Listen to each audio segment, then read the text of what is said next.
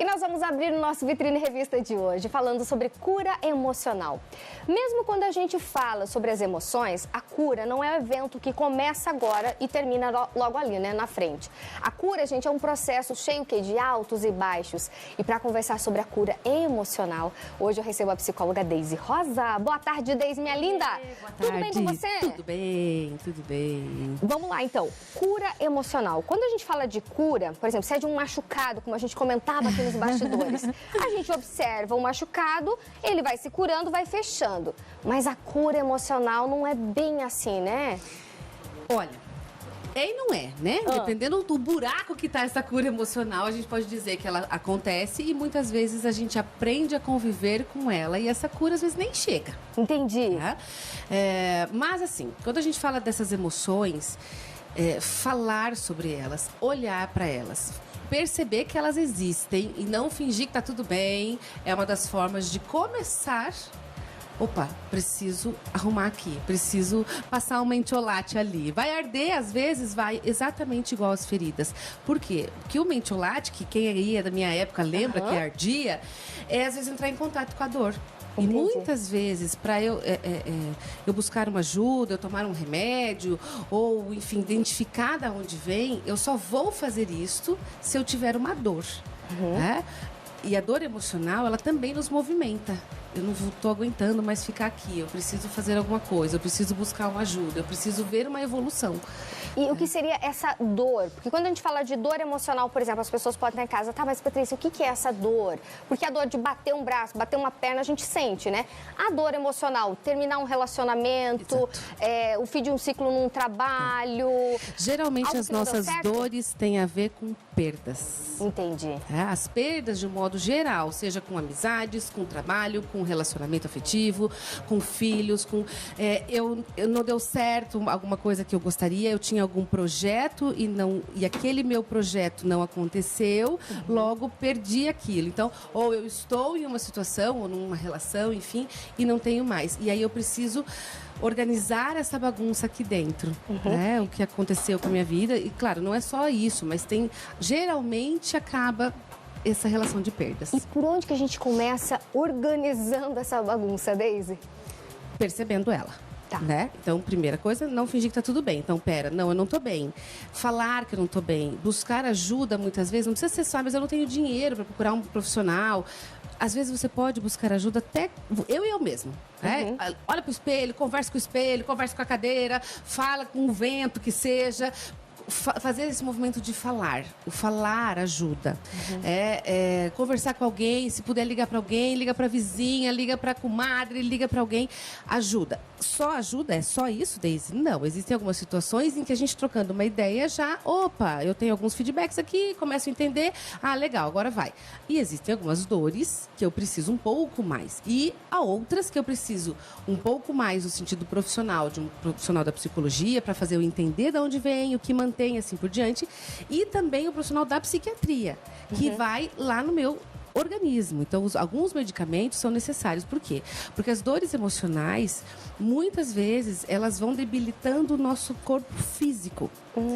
E aí só que não dá pra ver. Aí que tá o grande problema, né? Diferente da ferida que tá lá sangrando, essa ferida do coração, ela não necessariamente sangra aos olhos das pessoas. Mas tá ali. A gente tem neurotransmissores, a gente tem algumas situações químicas que alteram. E aí, por mais que você queira, às vezes sozinho você não vai conseguir. E a gente ter essa noção de que sozinha talvez eu não vou conseguir, é uma coisa muito importante, porque aí faz eu dar o primeiro passo de buscar ajuda. Para chegar a esse ponto, por exemplo, dessas dores emocionais se tornarem até dores físicas, é porque a gente negligenciou talvez lá atrás? Exato, geralmente sim. Geralmente nós vivemos uma sociedade do espetáculo. E a gente tem que ser forte o tempo inteiro, a gente tem que dar conta o tempo inteiro, você tem que dar conta de tudo, você tem que fazer tudo. E chega uma hora que, já que você não parou por bem, o seu corpo fala assim, viu? Essa dor de cabeça aí não é por acaso, essa gastrite talvez não seja do nada, essa alergia talvez é porque você está muito nervosa, por isso. Que são algumas patologias que eu posso até trabalhar a patologia e resolver. Mas, se eu ainda não olhar para a causa, depois volta numa gastrite, depois volta não sei do que, depois volta... Então, o corpo ele vai dando sinais. É como a febre. Por que a febre aparece? Para te dizer, ó, tem algo errado ali dentro. Vamos procurar pra gente descobrir qual é a causa para não piorar. Então, muitas vezes o corpo ele vai indo, até chega uma hora que se eu não parar e olhar, e a gente não para olhar, Paty, porque a gente não tem mais esse tempo, sabe? Assim, a gente se enche de coisa para fazer. E aí, assim, a hora de dormir, que seria uma hora que você dá aquela acalmada, entra em contato com o seu silêncio, que eu deveria pensar, né, hoje eu tô chateada por isso, hoje eu fiz aquilo que não foi legal, preciso pedir desculpa pro fulano, preciso conversar com o ciclano. O que a gente faz? A gente começa a fazer a lista do dia seguinte. Eu tenho que fazer isso. Ou a gente se entope de remédio para dormir, para nem pensar. Então, aí a gente vai empurrando de novo com a barriga. Até uma hora que o corpo fala assim, viu? Não dá mais para empurrar para a barriga. Você vai ter que fazer alguma coisa com isso. Aí, quando vai pro tratamento, beleza, tá lá no tratamento, aí que é o quê? Uma pílula mágica, né? Que aconteça. Claro. Na primeira sessão já sai curado. Você não tem? Você não tem uma pílula lá no seu consultório? Eu queria ter essa. Eu às vezes falava assim, olha, não tenho remedinho para te dar. Né? Só que às vezes, quando a gente fala assim, qual é essa pílula mágica? O acolhimento. Né? O acolhimento. Ontem mesmo eu estava atendendo uma pessoa muito especial e ela falou assim, eu sempre achei que eu dava conta de tudo. Eu sempre evitei procurar ajuda. E aí ela falou assim, eu posso te dar um abraço? Porque você me acolheu com os olhos, sem fazer julgamento do que eu estou te falando. E às vezes é só isso. Entende? Que às vezes eu, que sou a vizinha, a comadre ou isso, aquilo, né? Que não tenho a parte técnica das outras coisas, é isso que a gente precisa fazer.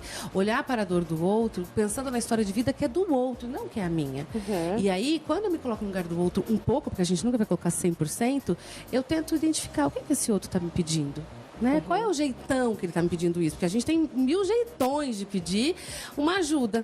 Que às vezes não é declarada, você me dá uma ajuda, por favor? Porque não é assim que a gente foi acostumado a fazer. Então, porque nessa sociedade do espetáculo, você tem que ser forte. Então, se você é forte, você não dá conta de parar, olhar para você e assim por diante. E todos nós humanos, você pode ser o mais machão que for, mais grandão, nós precisamos desse colo, que pode vir de um olhar, que pode vir de um acolhimento simples, de um bom dia diferente, de um sorriso, de um elogio, seja como for.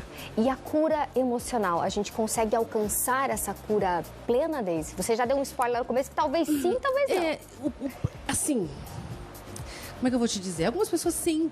Né? Eu acho que pessoas que entram mais em contato, tem muitas pessoas que são muito interior, né? Elas entram muito em contato, elas entram nesse aspecto, tem uma inteligência emocional voltada para o seu interior, mas não é uma habilidade de todo mundo. E eu diria que assim, os nossos problemas e as nossas questões, elas vêm e vão. E eu acho isso ótimo, sabe por quê? Porque aí nós não estamos prontos e acabados.